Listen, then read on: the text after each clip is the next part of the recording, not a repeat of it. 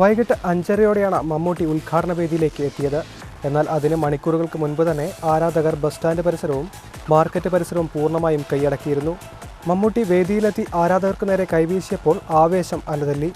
ഏറെ പണിപ്പെട്ടാണ് പോലീസ് അധികാരികളും സെക്യൂരിറ്റി ഉദ്യോഗസ്ഥരും ജനക്കൂട്ടത്തെ നിയന്ത്രിച്ചത്.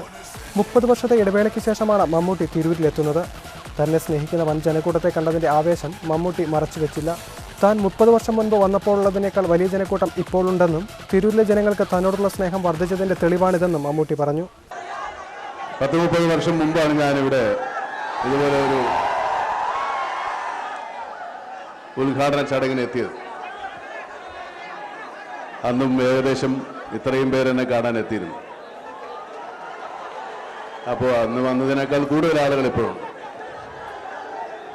അന്ന് സ്നേഹിച്ചതിനേക്കാൾ കൂടുതൽ ആളുകൾ എന്നെ സ്നേഹിക്കുന്നുവെന്നറിയില്ല സന്തോഷം.